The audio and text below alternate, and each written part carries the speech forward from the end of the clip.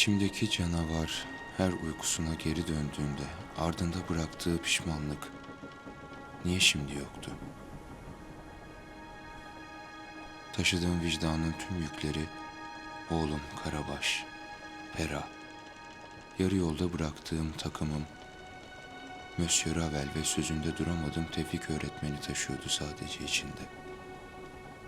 Onların zarar görme ihtimali mi sağlamıştı birinin canını pişmansızca alma hakkını?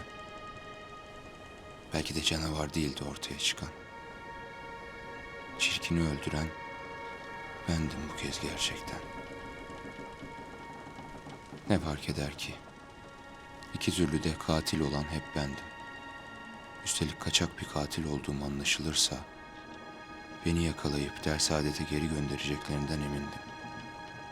İsteyeceğim en son şey pişmanlık duymadığım bir yükün idamını yaşamaktı. Bu yüzden ait olduğum bu kelime sır olarak kalmalıydı hep benimle. Küçük yarıktan gözümün içine giren güneşi fark ettiğimde sadece tek gözümü kabul eden deliğe doğru uzattım yüzümü. Dışarıdaki yeni dünya iki ayrı maviyi kucaklıyordu. Biri göğe, diğeri denize ait bu iki ton hiçbir kara parçasını içine dahil etmeden buluşuyordu ufuktaki çizgisiyle. Üst kattan duyduğum Fransızca seslere dikkat kesildi. Tayfalar işlerine devam ederken kendi aralarında konuşuyor, şarkılar söylüyor. Bazıları ise ıslık çalıyordu. Yaşam üstümde yoluna devam ederken ben tabutumun içinde uzaklaşmaya devam ediyordum. Terk etmek zorunda kaldığım topraklarımda. Kendimi ait hissettiğim eski yaşam artık bana ait değildi. Keşke kısa bir anda olsa uyuyabilsem. Uyuyabilsem de tekrardan gidebilsem küçükken sürekli ziyaret ettiğim o evi diye düşündüm. Valhalla'yı. Annem her beni dizlerinin üstüne yatırdığında bilirdim az sonra oraya gideceğimi.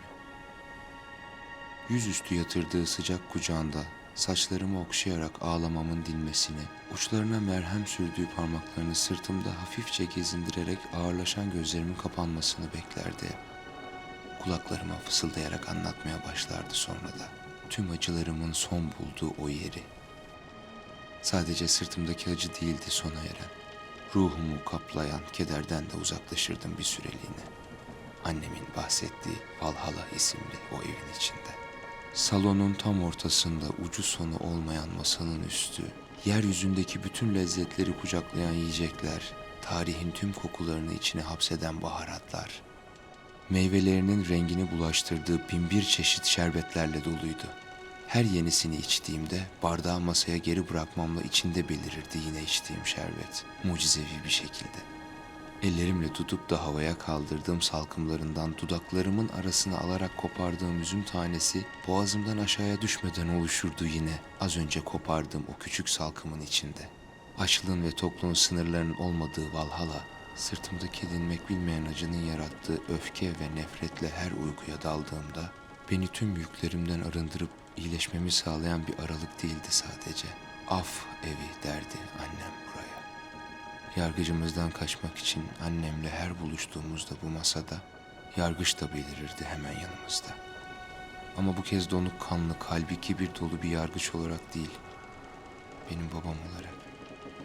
Bana gülümseyip kafamı okşadığında yüreğime serpilirdi sıcak şefkati. Afiyet olsun oğlum dediğinde hep birlikte yemeye başlardık. İçimiz tıka basa saadetle doluncaya dek. Valhalla'ya her gittiğimde affederdim babamı. Daha doğrusu yargıcı. Annem, başka şansın yok. İçindeki nefretin büyümesine izin veremezsin. Çünkü zamanı geldiğinde ona dönüşürsün sen de demişti. Haklı olduğunu anladığımda her şey için çok geçti. Bir daha hiç uyanmayacağı o son uykusuna yattığında mırıldanmıştı küçük kulağıma. Valhalla'ya gitmeyi unutma sakın oğul. Belki orada karşılaşırız yine. Annem gittikten sonra Valhalla'yı bir daha hiç göremedim. Ne kadar uğraşırsam uğraşayım, gözlerimi ne kadar kapatırsam kapatayım, Bir türlü gitmeyi başaramamıştım. Bir masaldan ibaret olamazdı sadece. Annemle beraber yok olup gitmiş olamazdı. Gerçek olmasını ummaktan başka şansım yoktu.